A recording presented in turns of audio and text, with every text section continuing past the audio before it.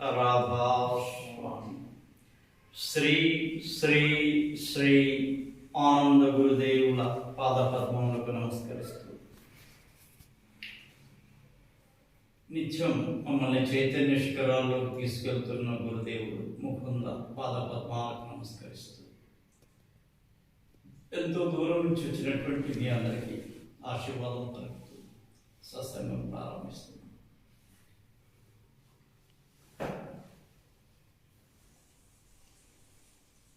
ఈరోజు సత్సంగం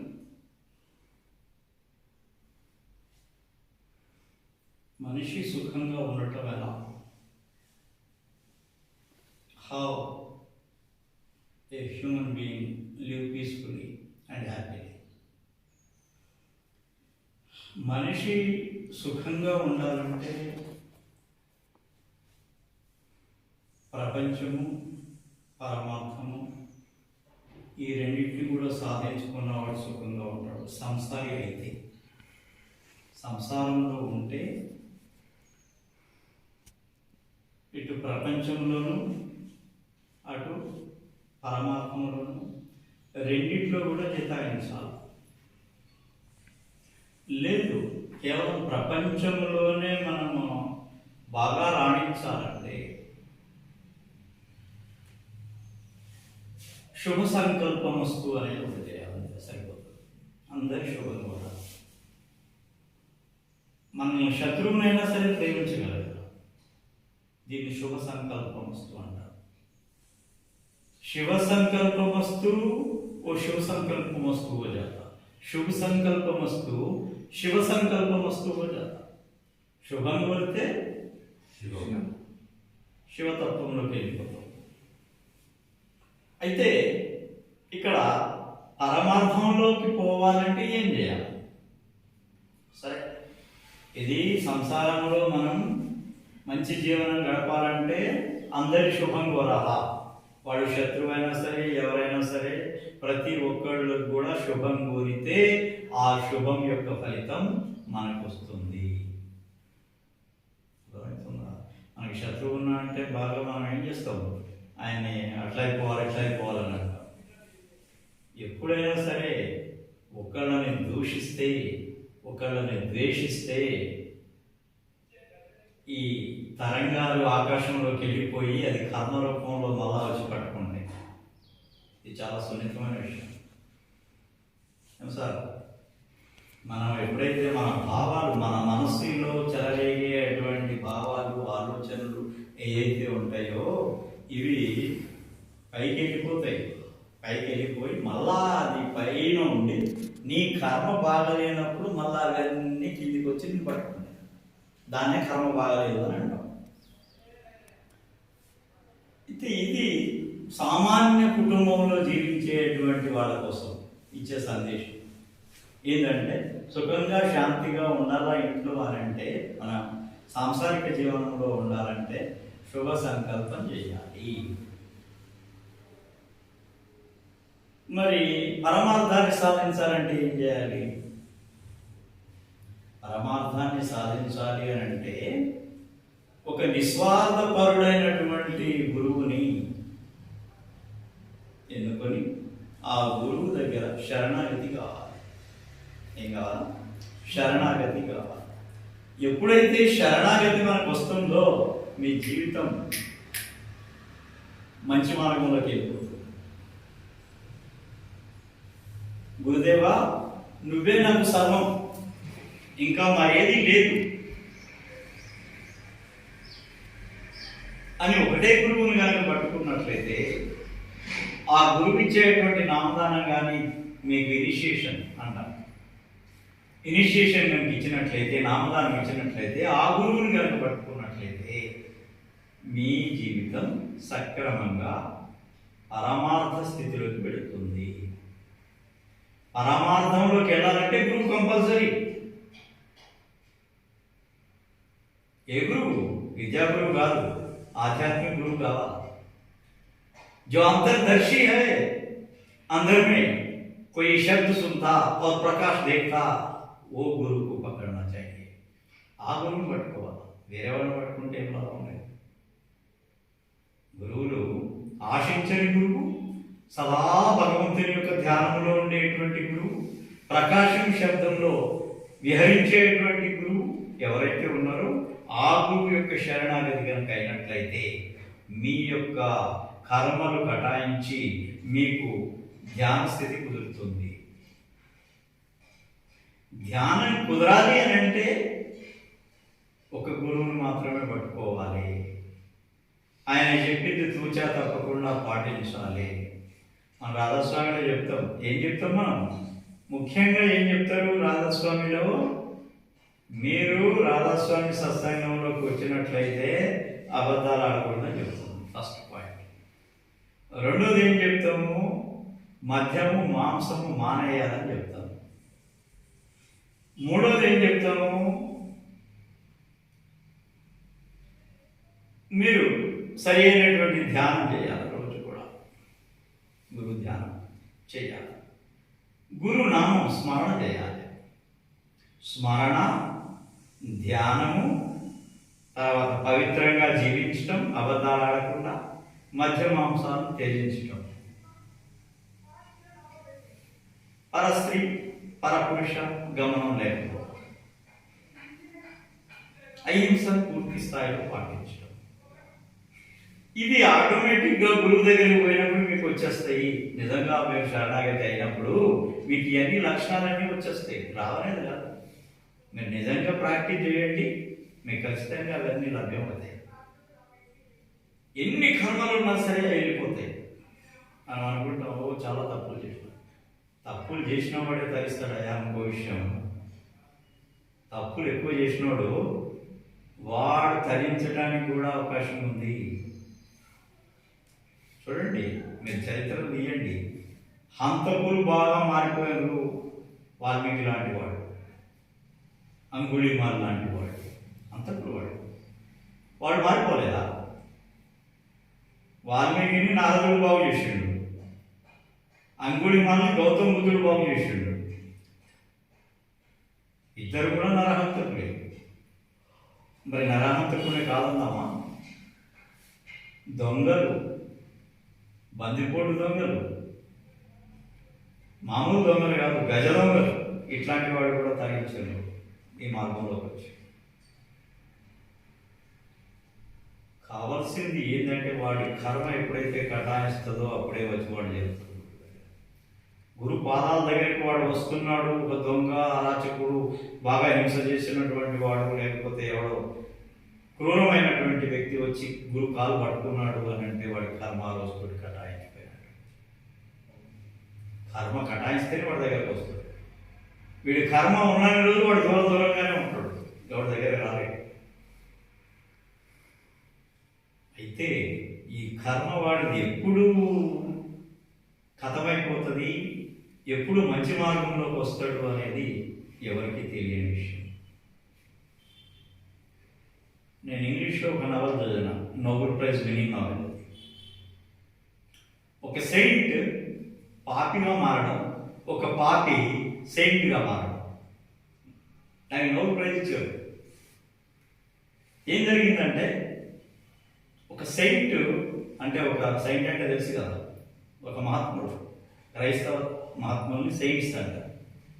ఈ సెయింట్ అని ఆయన ఏం చేసిండంటే రోజు ధ్యానం చేస్తా కూర్చుంటుండే. అంటే వాళ్ళ ప్రార్థన చేసేటప్పుడు క్రైస్తవులు ఏం చేస్తారు? ప్రార్థన చేస్తారు. వాళ్ళకి ధ్యానం కానీ ప్రార్థన చేస్తాడు. ప్రార్థన చేస్తూ ఉంటాడు. కానీ ఆయన దృష్టి అంతా ఎట్లా ఉంటుండే, ఒక వ్యభిచారి ఆ ముందు ఇంట్లో దగ్గరలో ఉంటుండే. ఆమె దగ్గరికి ఎవరు వచ్చిపోతున్నారు ఏందనే చూసుట్లోనే మొదలుపెట్టాడు. ఆమె ఏం చేసిందంటే, ఆమె శరీరం పాడైపోయి ఉండవచ్చు, కానీ మనసు మాత్రం ఇక్కడ సెయింట్ మీదే ఉంటుండే అని చెప్పి నేను ప్రార్థన చేస్తున్నాను. ఎంత అదృష్టం, భగవంతుడు పొందుతుంది. భగవంతుడు నాకు ఈ కర్మ ఇచ్చింది, ఇట్లా ఆయనకి ఎంత మంచి ఇచ్చిండు అని చెప్పి ఆమె ఆ పాపకూపంలో ఉండి కూడా ఈ సెయింట్ యొక్క ధర్మాన్ని గురించి ఆమె ఆలోచన చేస్తూ ఆఖరికి సెయింట్ చనిపోయిండు, ఆమె కూడా చనిపోయింది, వ్యభిచారి కూడా చనిపోయింది. ఆఖరికి భగవంతుడి యొక్క కోర్టు ఉంటుంది కదా, ఆ కోర్టులో పోయారు ఇద్దరు. ఈయనకేం శిక్ష ఇచ్చాడు భగవంతుడు? నువ్వు పాపివి, నిరంతరం అగ్నిలోకి నువ్వు వెళ్ళిపోవాలన్నాడు. ఆమె వ్యభిచారి అయినప్పటికీ కూడా, అమ్మా నువ్వు ధర్మాత్మురాలివి, నీ మనసంతా కూడా భగవంతుని మీదే ఉంది, కాబట్టి నీకు ఇక్కడనే హెవెన్, స్వర్గంలో నీకు స్థానం ఉంది అన్నాడు. ఆ వ్యభిచారికి స్వర్గం, ఈ సెయింట్కి నరకాగ్ని. చూడండి, అంటే మనస్సు అనేది చాలా ప్రధానమైనది. మనసుతోటి నువ్వు ఎట్లా ఆలోచిస్తావో జైసా మతి వైసా గతి. ఎట్లయితే నీ మనసు ఉంటుందో నీ యొక్క భవిష్యత్తు కూడా అంతే ఉంటుంది. నీ గతి, నీ స్థితి అదే విధంగా మారిపోతుంది. జైసా బర్ని వైసా కర్మి. నువ్వు ఏదైతే చేస్తావో నీ కర్మ అట్లా తయారైతుంది. నీ ఆలోచన పవిత్రంగా ఉంటే నీకు పవిత్రమైన జీవనం వస్తుంది, పవిత్రమైనటువంటి స్థానం దొరుకుతుంది, పుణ్యలోకాలు దొరుకుతాయి, లేకపోతే ఉన్నతమైనటువంటి స్థాయి దొరుకుతుంది.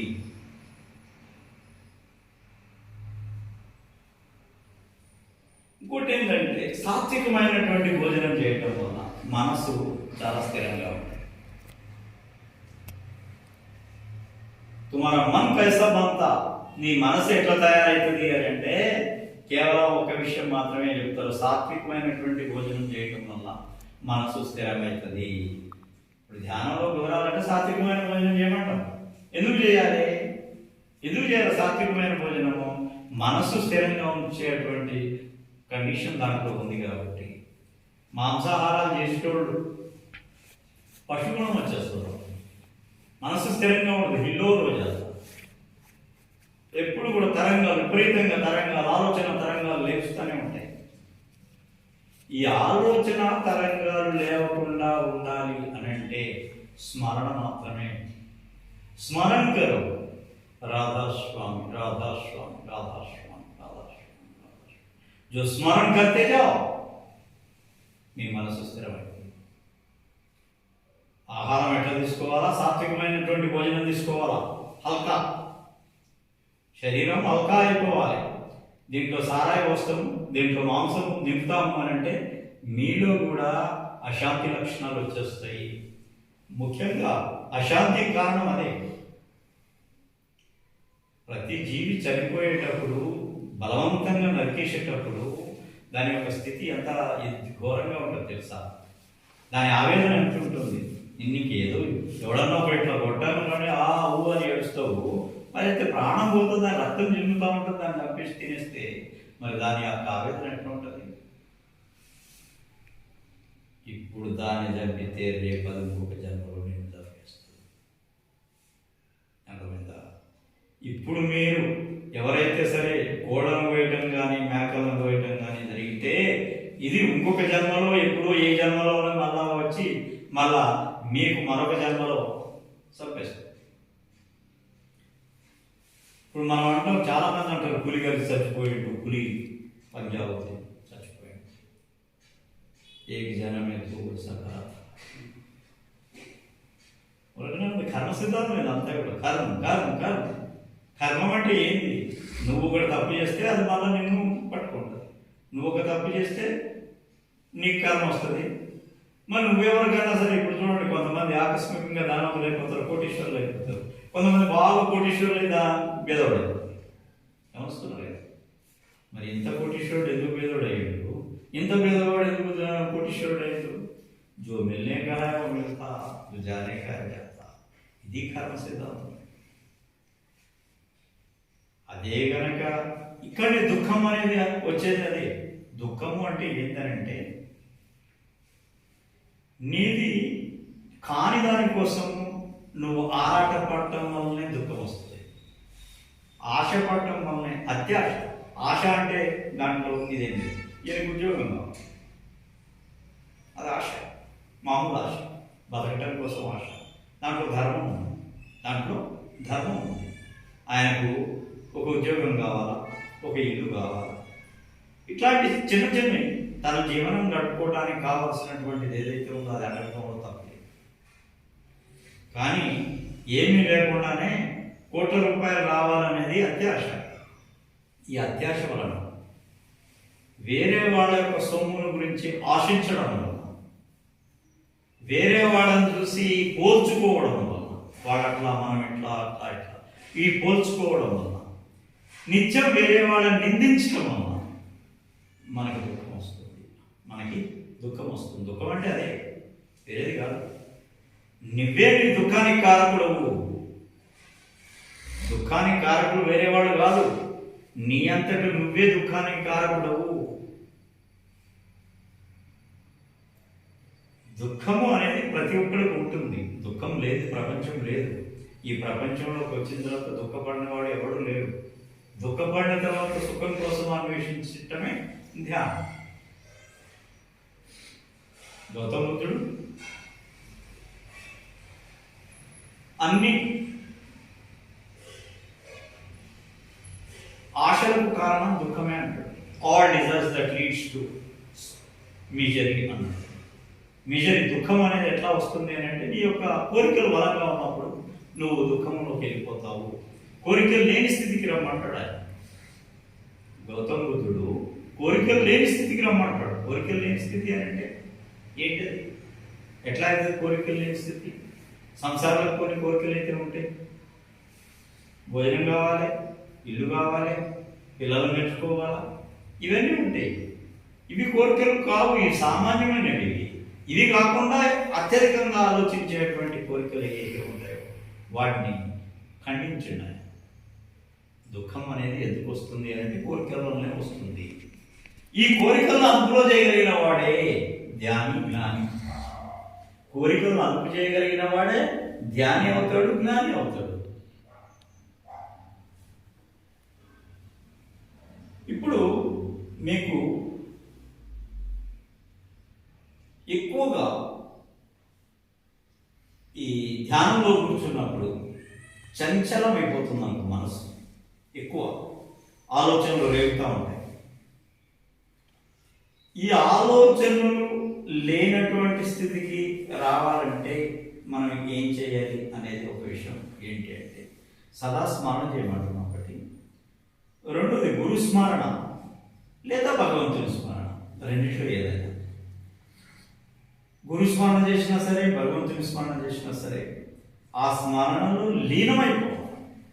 అక్కడ కూడా రామ్ రామ్ రామ్, ఎక్కడ పోయినావా? చేసినావా పని? రామ్ రామ్ రామ్. నువ్వు పోయినావా? అక్కడ పోయినావా? Ram Ram Ram. What is the use?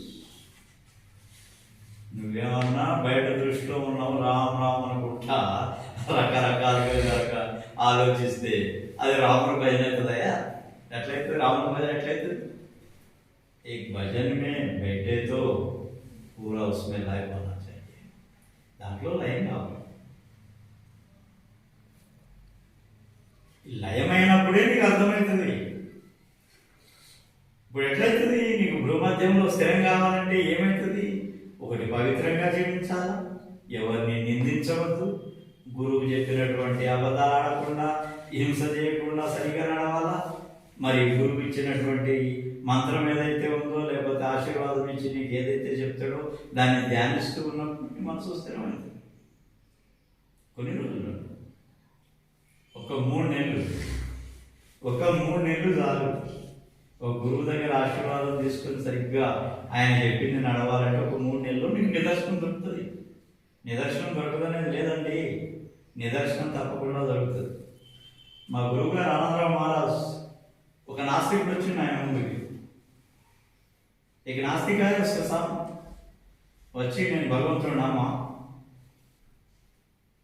నాకు మీరు చెప్పేది చెప్తున్నారు కదా, ఇది నాకు కలగాలి. ఎక్కడ? కలకత్తా ఆయన, పశ్చిమ బెంగాల్ ఆయన. ఇట్లా వచ్చి మహారాజ్ దగ్గర అన్నాడు. విన్నాడు, స్వస్థంగా విన్నాడు, అర్థమైంది. ఆయన అంతా కూడా ధ్యానం గురించి దాని గురించి చెప్పాడు. నేను భగవంతుడు నమ్మ అంటాడు. అరే నిన్ను ఎవరు నమ్మన్నారా? భగవంతుడు నమ్మ అంతే కదా. సరే సరే, నేను ఒకటి చెప్తే చేస్తావా? చేస్తావా? ఏం లేదు. 1 2 3 4 5 100 ఇంచు పైనుంచి 100 నుంచి 100 99 98 ఇట్లా కిందికి. ఇట్లా నువ్వు ఒక అరగంటకి రోజు మహారాజ్ చెప్పేసి నువ్వు రోజు ఒక అరగంట పొద్దున్నే బ్రహ్మముహూర్తం అని చెప్తున్నా కదా నేను, అదే టైంలో చెయ్యి. నువ్వు రామనకు, కృష్ణనకు, గురువు అనకు, ఏమనకు, నీకేం అవసరం లేదు. నీకు ఇది చెప్తున్నా, నువ్వు నాస్తికుడు కదా, దేవుడు నమ్మవు కదా, మరి చెయ్యి. నిజంగానే ఆయన చేసిండు, మహారాజ్ చెప్పాడు, నిజంగానే ఆయన చేసినాడు. చేసిన తర్వాత 3 నెలల తర్వాత మళ్ళీ ఫోన్ చేసినాడు, మహారాజ్ నాకు లోపల వెలుతురు కనపడుతుంది. అదేనయ్యా, నువ్వు రాములను, కృష్ణుడు ఎవరన్నాను, మాకేమైంది? నీకు కనపడదా లేదా? నీకు కనపడదా లేదా? లోపల కనపడదు, నిదర్శనమైందా? మరి ఇప్పుడు నమ్ముతావా? నమ్ముతావు మహారాజ్. ఇట్లా అంటే నిదర్శనానికి రావాలి అని అంటే కరెక్ట్ ఫాలో అంతే. గురువు చెప్పిన దాన్ని పాటిస్తేనే దీంట్లో ఫలితం వస్తుంది, పాటించకపోతే వస్తుంది. పాటించకపోతే ఏది ఎవరు సాధించలేదు. ఇప్పుడు మంచినీళ్ళు కావాలి, దాహం అవుతుంది, మైత్రేయి నీకు H2 గురించి చెప్తా ఉంటావు ఎంతసేపు. హైడ్రోజన్ ఆక్సిజన్ కలిస్తే మంచినీళ్ళు వస్తాయి, నీరు వస్తుంది, ఈ నీరు యొక్క రుచి ఇట్లా ఉంటుంది, లేకపోతే దీని కలర్ ఇట్లా ఉంటుంది అని పాఠం బాగా చదువుతుంది. ఎన్నిసార్లు చదివినా దాహం తీరుతుందా? తీరదు. ఎందుకు తీరదు? నువ్వు అది అనుభవించలేదు కాబట్టి, దాన్ని గ్రహించి, దాన్ని నీ యొక్క దాహం తీర్చుకోవడానికి గ్రహించి లోపలికి తాగితే తెలిసేది. अब हम बोल रहे ये पीवो ये निशा जाती. ఇప్పుడు మేము చెప్తున్నాం ఏంటంటే, అయ్యా గురువు చెప్పిన దాన్ని మీరు గ్రహించండి, దాని యొక్క ఫలితాలను తీసుకోండి. నువ్వు అక్కడ దాహం తీరాలంటే మంచినీళ్ళు తాగాలి, గురువు చెప్పింది పాటించాలి, పాటిస్తే దాని ఫలితం వస్తుంది, లేకపోతే మీకు వస్తుంది. గురువు చెప్పిండు కాబట్టి ఇది ఫాలో అయి చూద్దాం. టెస్ట్ ఇప్పుడు ఆయన చెప్పిన నీకు కొన్ని రోజులు టెస్ట్ పెడతాను, ఈ టెస్ట్లో నెగిటివా ఇంక మళ్ళీ నేను వస్తా కదా, డెరాడూన్ నుంచి వచ్చిన తర్వాత మళ్ళీ పిలుస్తా, రావాయా నువ్వేం చేసినావు, సాధించినావా, నేను చెప్పినట్టు నడిచినావా, నడిస్తే ఇప్పుడు ఇది చేయమని చెప్తాను, ఈ విధానంలో నువ్వు ఫాలో కావని చెప్తాను. అంటే ఈ 5 నెలలు 6 నెలల్లో ఆయన సరిగ్గా పాటించినట్లయితే, చెప్పింది విన్నట్లయితే, కనీసం అబద్ధాలు ఆడకుండా, సారాయి లేకపోతే ఏమన్నా ఇది మద్యము మాంసము ఏమీ తినకుండా, తర్వాత హింస చేయకుండా ఉంటే నీ జీవితం ఎట్లా మార్పు అవుతుందో ఒక 5 నెలల తర్వాత నాకు చెప్పు. ఇది నీకోసం చెప్పేది, it is for your self. చేసి చూడు, చెప్పడం కాదు, చెప్పడం అందరూ చెప్తారు, చేసినప్పుడే దాని అనుభవం అవుతుంది, చేయకుండా ఏం తెలుస్తుందండి చెప్పు. ఇప్పుడు మనం ఒక ఈక్వేషన్ వేస్తాం బోర్డు మీద, ఏదైనా సరే ఈక్వేషన్ వేసిన తర్వాత దానికి ఏం చేస్తాం, సమీకరణం వేసిన తర్వాత రిజల్ట్ వస్తుంది దానికి. ఇప్పుడు HCl ప్లస్ H2SO4 కలుపుతాం, క్లోరియం సల్ఫైడ్ ఏర్పడుతుంది, హైడ్రోజన్ క్లోరైడ్ ఏర్పడుతుంది. ఈ ఏర్పడడానికి గివ్స్ రైస్ టు అని మధ్యలో పెడతామా లేదా? ఇది పెట్టినప్పుడు ఈ రెండింటిని కలిపితే వచ్చేటువంటి ప్రోడక్ట్ కూడా మనం అక్కడ చూపిస్తాం. ఈ రెండింటిని కలిపితేనే కదా ప్రోడక్ట్ వచ్చేది, మీరు చేస్తేనే కదా రిజల్ట్ వచ్చేది, లేకపోతే ఎక్కడికి వస్తుంది? రిజల్ట్ రావాలంటే మీరు ప్రాక్టికల్గా ఆ విధంగా తయారు చేయాలి, గురువు చెప్పింది సూచన తప్పకుండా పాటించాలా. దాన్ని పాటించినప్పుడే మనకి ఫలితం వస్తుంది, కానీ వేరే విధంగా రాదు. కాబట్టి ఆచరణ ప్రధానమైనది దీంట్లో. జీవితంలో సుఖంగా ఉండాలంటే, సాంసారిక జీవనంలో సుఖంగా ఉండాలంటే అందరి శుభం కోరాలి. రెండోది, పరమార్థం సాధించాలనుకుంటే గురువు చెప్పినట్టు పాటించాలి. గురు నామము, గురు ధ్యానము, భజన ఇవన్నీ చేసినప్పుడు స్థిరమైనప్పుడు ఇక్కడ ప్రకాశం శబ్దం ప్రారంభమై పైకి వెళ్తూ ఉంటుంది. అది గురువు యొక్క సమక్షంలోనే జరగాలి. మీ అంతటా మేము చేస్తామంటే అది కుదరదు, పక్కకి వెళ్ళిపోతే చాలా ప్రాబ్లంలో పడిపోతారు. అట్లా ఉండదు. जो गुरु है गुरु का सामना करना चाहिए. ఇప్పుడు ఏదైనా సరే ధ్యానం చేసేటప్పుడు ఈ స్థిరం చేసేటప్పుడు చాలా అవరోధాలు జరుగుతుంటాయి. భయంకరమైన శబ్దాలు వస్తుంటాయి, లోపల భయంకరమైన దృశ్యాలు కనపడుతుంటాయి. భయపడి పారిపోతారు కొంతమంది. మహారాజు ఏమో అయిపోతుందేమో. ఏం కాదు, గురువు ఉంటే ఏం కాదు. గురువు లేకపోతే ప్రాబ్లం పడతాయి. గురువు ఎందుకంటే తన అనుభవంతో తన శక్తితోటి ఆ శక్తులన్నీ అణచేసి భూమధ్యంలో ఎక్కడైతే తాకిండో ఆ స్థాయి నుంచి పైకి తీసుకుపోతాడు గురువు ఆధ్వర్యం. ఆ ప్రకాశము శబ్దాన్ని పైకి తీసుకుపోతాడు. గురువు ఆధ్వర్యంలో జరగాలి. ఇట్లా పరమార్థాన్ని సాధించుకోవచ్చు. ఈ జీవితానికి వచ్చాము మనం. ఈ జీవితంలో మనం తప్పులు చేయకుండా మంచి జీవనం గడపడం ముఖ్యమైనది. పరమార్థాన్ని సాధించుకోవటం ముఖ్యమైనది. ఎంతసేపు మనం ఎక్కడ ఫెయిల్ అవుతూ ఉంటామంటే మూడో వాళ్ళ గురించి మనం మాట్లాడతాం. ఎక్కువ థర్డ్ పర్సన్. నువ్వు నేను మాట్లాడుకుంటే సరిగ్గా అయ్యా వెంకటరెడ్డి బాగున్నా మహారాజ్, పొలం బాగుందా బాగున్నా మహారాజ్, నాదానికంటే ఆయన బాగుంది మహారాజ్ అనకూడదు. ఏమన్నా నాదానికంటే ఆయన బాగుంది మహారాజ్ అంటే మూడోవాడి గురించి నువ్వు మాట్లాడుతూ రావద్దు. మూడోవాడు ఎందుకు కావాలా మనకి? మన ఇద్దరి మధ్య ఉంటే చాలు. మన ఇద్దరి మధ్యనే ఉండాలి. ఏముండాలా? మహారాజ్ ఇట్లా ఉంది పొలం, మీ ఆశీర్వాదం మహారాజ్, సరేనా ఆశీర్వాదం బాగా. ఓకే అంటే దీనివల్ల ఏంటి? మూడో వాళ్ళని గురించి ఆలోచిస్తే ఏమవుతుంది? నష్టం మనకైతుంది. కాబట్టి మూడో వాళ్ళని గురించి ఆలోచించు. సహాయం చేయొచ్చు, మూడో వాళ్ళకి సహాయం చేసి ఎవడన్నా బాధలో ఉన్నాడు వాడికి సహాయం చేస్తే తప్పే. చేతగా తూర్పు దండం పెట్టి అయ్యా భగవంత వారికి మంచిగానే మొక్కు, శుభ సంకల్పం చేయి, సంతోషం, చాలా సంతోషం. మూడో వాళ్ళ గురించి ఏం చేయాలా? వాడు మంచి కావాలనాలా. కానీ వాడు బాగున్నాడు, నేను బాగలేను, ఈ కంపారిజన్ వచ్చిందంటే దుఃఖం అక్కడనే ప్రారంభమే. కాబట్టి ఆ దుఃఖంలో పోకూడదు. ఎంతసేపు ప్రశాంతంగా జీవనం గడపాలి, హ్యాపీగా ఉండాలి. నీ దగ్గర ఈరోజు ఓ 10,000 రూపాయలు ఉన్నాయనుకో, 10,000 రూపాయలు సంతోషంగా ఉంటాం ఎట్లా అనేది ఆలోచన చేయాలి. నాకు 1,00,000 రూపాయలు లేవు అనుకుంటే బాధ. వాడు కోటీశ్వరుడు అయిపోయిందంటే వాడు బాధ. మరి కోటీశ్వరుడికి ఎంత బాధ ఉన్నదో మీకు తెలుసా? కోటీశ్వరులకి ఎన్ని బాధలు ఉన్నాయో మీకు తెలుసా? వానంత దరిద్రమైన బతుకు మరొకటి తెలియదు పెద్ద కోటీశ్వరుడికి. ఎందుకు? వాడు పొద్దున్నదాకా కోర్టులు, పొద్దున్నదాకా ఈ కోర్టుల చుట్టూ తిరగటము, లేకపోతే ఏమన్నా ఇక ఎంతసేపు ఆ యూనియన్స్ తోటి తగలరు, అన్నీ ఎట్లా ఉంటుందంటే మనకి సరిగ్గా నిద్రపోడు, సరిగ్గా ఉండలేడు అన్నట్టుగా ఉంటుంది పరిస్థితి. అట్లాంటి జీవితం మనకు వద్దు. మనం ప్రశాంతంగా బతకాలా, హ్యాపీగా ఉండాలి, ఉన్న దాంట్లో తినాలా, ఏమన్నా సహాయం చేయగలిగితే చేయాలి, లేకపోతే నమస్కారం చెప్పి మంచిగా కావాలని అనుకోవాలి. బస్ ఇది ప్రశాంతమైన జీవనం. ఎప్పుడైతే మనము ఈ మార్గంలోకి రావాలనుకుంటామో పవిత్రమైన ఆలోచనలు ఉండాలి.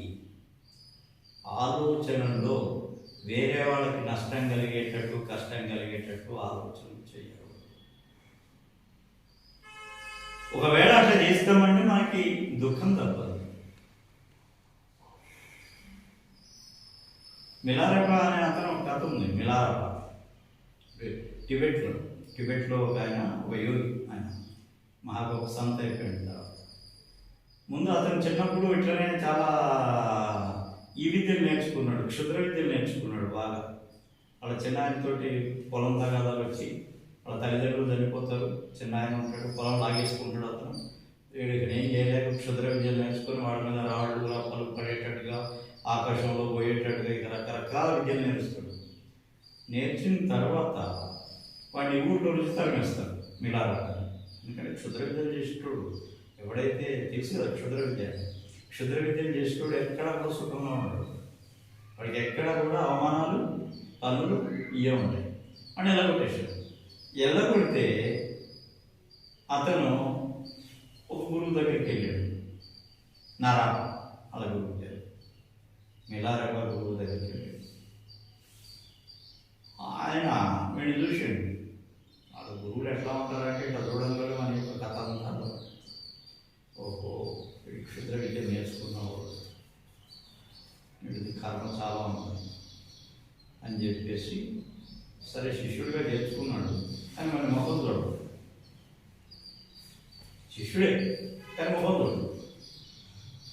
ఒక సంవత్సరం దాకా చేసిండు, సేవ చేసిండు. అక్కడ తీసుకురావడం, మీరు తీసుకురావడం, ఇంట్లో సహాయం చేయడం, కట్టెలు కొట్టుకొని రావడం, అని పెట్టడం. అది ఆఖరికి గురువు ఒక రోజు దూరం వచ్చి ఇవాళ ఒక ఆరామం కట్టాలి, ఒక పెద్ద దేవాలయం కట్టాలి అని కడతాం. కట్టింది. కొంత కట్టంలోనే వచ్చి కాలుతోడు దన్నాలు కూలగొట్టేయాలి. వాడిని సదాయించాలి కదా. వాడు చేసిన కర్మకు వాడిని ఎట్లా సదాయించాలి? వాడి కర్మతో పోగొట్టాలి. గురువుని ఆశ్రయించినప్పుడు ఏం చేయాలి? గురువు ఏదో ఒకటి చేయాలి కదా.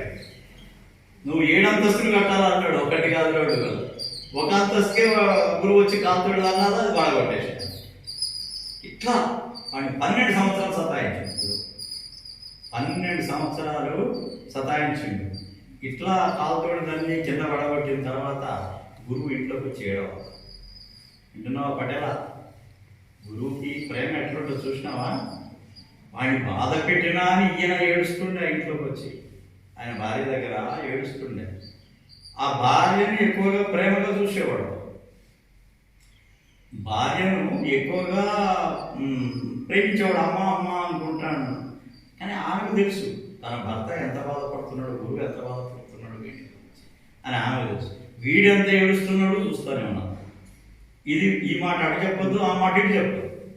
వాడి కర్మ కాటు కాదు. ఆఖరి 12 సంవత్సరాలు వాడిని వేధించిన తర్వాత, బాధించిన తర్వాత ఒకరోజు వాడిని పిలిచి ఒక తనుగంతాడు కాలుతోటి హృదయంలో. వాడు పోయి అవతల పడతాడు ఆనందం అంటే. గురువు శక్తి వాడు చాలా. టిబెట్ గురువులు ఎట్లా ఉంటుందంటే వాడు ఇచ్చేటువంటి ఏదైతే ఆశీర్వాదం ఉంటుందో వాడు కట్టెలు తీసుకొని కొడతారు, లేకపోతే గుండె మీద తప్పుతారు, లేకపోతే నెత్తి మీద పటా కొడతారు. ఇదే ఆశీర్వాదం మరి. వాడికి కాలుతోటి ఇట్లా దండంలోనే అవతల పోయి పడ్డాడు. ఇక్కడ వాడు ఆనందంతో గంతులేవాడు విపరీతంగా. దగ్గరికి పిలుచుకొని తర్వాత వాడి 12 ఏళ్ళు అయిపోయాయి కదా. వాడి కథం అయిపోయాయి. వాడి కథ వాడు మంచి మనిషి అయిపోయాడు. వాడి యొక్క లోపల ఉండేటంత చెడంతా పోయింది. ఇప్పుడు మంచిగా అయిపోయాడు. నీకు ఆశీర్వాదం వచ్చి పంపించేసి నువ్వు ధ్యానం చేయగా, నువ్వు ఎవరికి అపకారం చేయకూడదుగా. ఏమి అపకారం చేసినా కానీ అది నీకే అవుతుంది, వ్యతిరేకం, నీ ఇష్టం అని చెప్పి గురువు ఆశీర్వాదం ఇచ్చి పంపితే వాడు పెద్ద సెయింట్ అయిపోయాడు. మిలారప్ప అంటే టిబెట్లో చాలా పెద్ద గురువు, చాలా పెద్ద గురువు. మన దగ్గర రామకృష్ణ పరమహంస, లేకపోతే ఇట్లు చాలా పెద్ద గురువులు ఉన్నారు కదా, శంకరాచార్య, ఆదిశంకరాచార్య. ఇట్లా టిబెట్లో ఆయనకు అంత గౌరవం ఉంది. అంటే ఎవడైనా చెడు చేసిన వాడు మార్పు రావాలంటే, వాడు మామూలు స్థితిలోకి రావాలంటే ఒక గురువు చాలా కష్టపడాల్సి వస్తుంది. వాళ్ళ గురించి కూడా, వాడి గురించి కూడా ఆలోచన చేయాలి. వచ్చి కాలు పట్టుకున్న తర్వాత వాడిని ఇష్టపెట్టకూడదు. వాడు శరణాగతి అయిపోయాడు, పూర్తిగా గురువుకి అంకితం అయిపోయాడు. అటువంటిప్పుడు ఏం చేయాలి? గురువు ఏం చేయాలి? గురువు వాడికి ఆశీర్వాదం ఇచ్చి వాడిని బాగు చేసి పంపేటువంటి పని చేస్తారు. అంత ఓపిక శిష్యుడికి ఉండాలా, అంత ఓపిక గురువు కూడా ఉండాలి. టాలరెన్స్ ఉంటేనే నడుస్తుంది. ఈ టాలరెన్స్ లేకపోతే ఎక్కడ కూడా నిలబడలేదు. ఈ యొక్క ఓపిక అనేది లేకపోతే, టాలరెన్స్, సహనము అనే గుణం లేకపోతే మనకి ఏది కూడా లభ్యం కాదు. ఓపిక లేకపోతే ఎట్లా చెప్పు? ఈరోజు వచ్చిన ఇప్పుడే నాకు ఇది కావాలంటే, ఓసారి షిరిడి సాయిబాబా దగ్గరకు ఒక ఆయన వచ్చినాడు, ఒక కలెక్టర్, ఇంగ్లీష్ ఆయన వచ్చి, నాకు ఇప్పుడే ట్రైన్ ఉంది, నేను వెళ్ళిపోవాలి, నాకు ఆశీర్వాదం ఇచ్చి పంపండి, నాకు భగవంతుడిని చూడాలన్నది అది ఇదా అన్నాడు. షిరిడి సాయిబాబా ఏమంటాడు దానికి? నీకు అంత అర్జెంట్ కనుక అయ్యేటట్టు నువ్వు వెళ్ళిపో, నీకు అర్జెంట్ ఇప్పుడే పని ఉన్నదని అంటే ఇక్కడ అర్జెంటుగా ఉండే వాళ్ళకి స్థానం లేదు. ఇక్కడ అర్జెంటుగా పరిగెత్తుకుంటా వచ్చి నాకు దైవం కావాలా, నాకు భగవంతుడిని చూడాలా అని అంటే ఇదేంటి ఏంటనుకుంటున్నావు? ఇది ఎన్ని సంవత్సరాలు కష్టపడ్డ వాడికి ఇక్కడ అవకాశం ఉంటుంది. కానీ నువ్వు ఇట్లా వచ్చి నాకు దైవం చూడాలంటే పో. ఇక్కడ నేను ఎవరు రమ్మన్నారు? నేను రమ్మన్నా? నేను రమ్మలేదు కదా. నువ్వే వచ్చినా నువ్వే అడుగుతావు. నేను ఇప్పుడు చెప్తున్నా ఇట్లా వీలు కాదు, నువ్వు వెళ్ళిపో.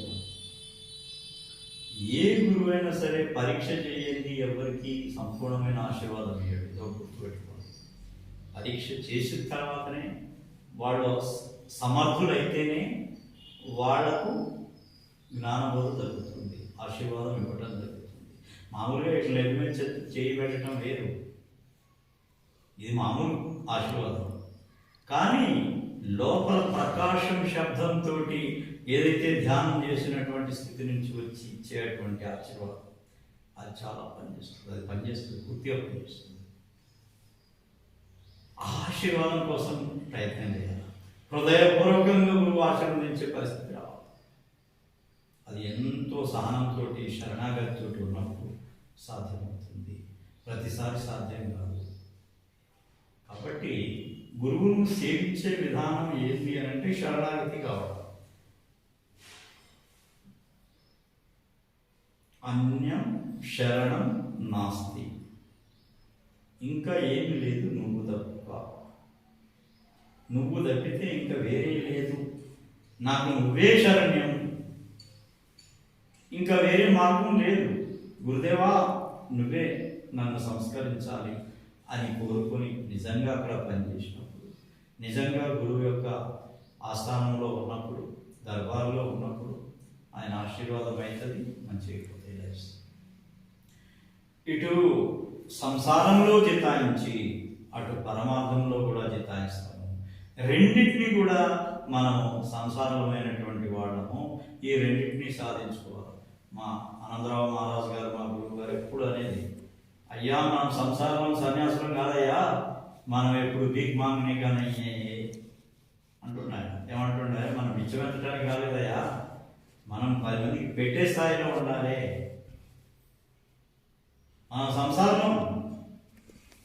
మన సంసారంలో పిల్లల్ని కానీ పిల్లల్ని పోషిస్తూ కుటుంబాన్ని సాకాలే. మళ్ళీ అట్లనే దైవానికి కూడా సమయం ఇచ్చి పొద్దున్నే సాయంత్రం కొంత సమయాన్ని కేటాయించుకొని భగవంతునికి ప్రార్థన చేయాలి, గురు ధ్యానం చేయాలని చెప్తున్నాను. ఎప్పుడైతే నువ్వు అట్లా చేయగలుగుతావో 2 రకాలుగా నువ్వు జితాయిస్తావు. ప్రపంచంలో నీకు మంచి స్థానం ఉంటుంది, పరమాత్మలో కూడా స్థానం దొరుకుతుంది. ఎంత టైం? ఎన్ని నిమిషాలు? 38 minutes. 38 నిమిషాలు. 38. కాబట్టి మనం ఒక విషయం ఆలోచన చేయాలి. ఇక్కడికి వచ్చినాక మీకు అంతా కూడా ఆశీర్వాదం. మీరు నిజమైనటువంటి ఫాలోవర్స్ కానీ, మీరు నిజంగా దైవం యొక్క విషయంలో పోవాలంటే శివ సంకల్పం వస్తుంది.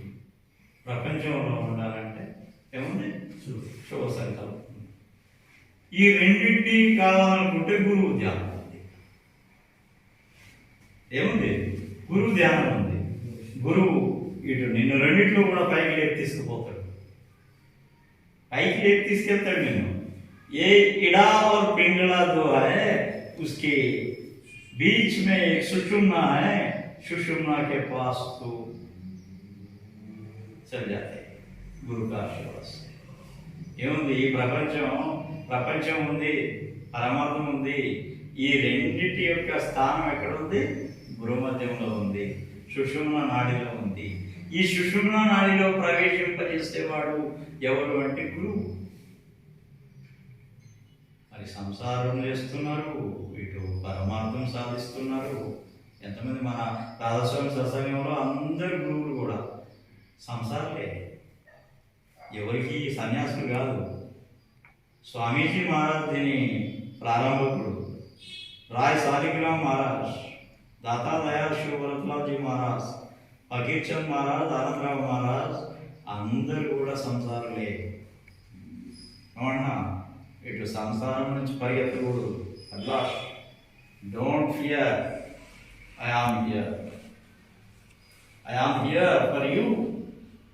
నీకోసం నేను ఇక్కడ ఉన్నానాయా, నువ్వెందుకు భయపడతావు? చూడు, నన్ను చూడు, ఇట్లా నీ ఫోటో ఇచ్చిన ఫోటో ఇట్లా చూసుకో. మహారాజ్, నాకు భయం అవుతుంది. ఏం భయం లేదు, నేనున్నా, నీకు ఆశీర్వాదం ఉంది, భయపడాల్సిన పని లేదు. గురువు నమ్ముకుంటే ఎట్లా నమ్మాలి? మా గురువు సమర్థుడు, నన్ను రక్షిస్తాడు అనే కనుక మీకు కనుక ఆలోచన కనుక ఉంటే, దృఢమైతే నీకు ఏమీ కూడా అన్నీ సవ్యంగానే ఉంటాయి. నువ్వు ఆందోళన పడాల్సిన పనే లేదు. ఎందుకు ఆందోళన పడతావు? నాకు ఉన్నా కదా, నేనున్నా కదా, నీకు చెప్తానే ఉంటా, నువ్వు భయపడవద్దు, నేనుంటా, నీ వెంటనే ఉంటా. ఏమి ఎన్నో ఉదాహరణలు ఉన్నాయి. ఇవి మేము ఇక్కడే ఉంటాం, లండన్లో కూడా పనులు అయినాయి, తెలుసా? చెప్పినా కదా. ఎక్కడ లండన్, ఎక్కడ ఆస్ట్రేలియా, న్యూజిలాండ్, అక్కడ వాళ్ళకు కూడా లాభం అవుతుంది ఇక్కడ నుంచి. మీకెందుకు గారు చెప్పు? అందరికీ విశ్వాసం ఉండాలా, విశ్వాసం బలంగా ఉండాలా, గురు ధ్యానం చేయాలా, బాగా సంతోషంగా జీవనం గడపాలా, అత్యధికమైనటువంటి కోరికలను మానేసుకోవాలా. గురు ధ్యానము, గురువు యొక్క స్మరణ, ధ్యానము, భజన. భజన అంటే ఏంటి? లోపల ధ్వని వినడం, ప్రకాశాన్ని చూడటం, ధ్వని వినడం. దీన్ని ఏమంటారంటే భజన అంటారు, ధ్వని వినడం. ఏముంది ఇక్కడ అని అంటే, ఫస్ట్లో ఇక్కడంతా కూడా ఘంటా ధ్వని, శంకు ధ్వని స్టార్ట్ అయ్యి పైకి పోయే కొద్దీ నాదం మారుతూ ఉంటుంది. ఫస్ట్ ఇంకా మొదటి స్థాయిలో ఏం జరుగుతుందని అంటే, మీరు బాగా ప్రయత్నం చేసినట్లయితే బాగా ఎదురు గాలి వస్తుంది చూడండి, పెద్ద గాలి వస్తుంది. ఆ గాలి శబ్దం వస్తుంది మాట. ఈ గాలి శబ్దం పోయిన తర్వాత పెద్ద వర్షం పడుతుంది చూడండి, ఆ వర్షం శబ్దం వస్తుంది. ఆ వర్షం తర్వాత మెల్లగా గంట ధ్వని దూరంగా ఎక్కడో గంట కొడుతున్నట్టుగా వినిపిస్తాం, దగ్గరికి వస్తుంది పెద్ద గంట. అన్ని ప్రాథమికమైన దర్శనం, ఇవన్నీ అనుభవాలు అవుతా ఉంటాయి. ఈ అనుభవానికి సంబంధించిన విషయం. అందుకనే గురువును ఆశ్రయిస్తే, పూర్తిగా ఆశ్రయించి మీకు దాని యొక్క రుచిని, దాని యొక్క అనుభవాన్ని పొందాలనే మా ఆకాంక్ష, మా కోరిక. మీ అందరికీ ఆశీర్వాదం. రాధాస్వామి, రాధాస్వామి, రాధాస్వామి. చరణ్ శరణి వందనా కోయి और न काम, गुरु बसो चित आए मेरे, बख्श दो निज नाम। तेरी शरणागत हुआ फिर किसकी राखूं आस, आस तो तेरी दया की जग से रहूं उदास। रूप त्यागो नाम गाओ शब्द गाता मन, ऑटो याम तेरा ही सुमिरन भाग्य मेरा धन। शीस पर निज कर कमल धर लिया चरण लगाए, पतित पापी तर गया गुरु शरण तेरी आए। मुक्ति की नहीं चाहन में भक्ति प्यारी लाग, राधा स्वामी की दया से भाग्य पूर्ण जाग। राधा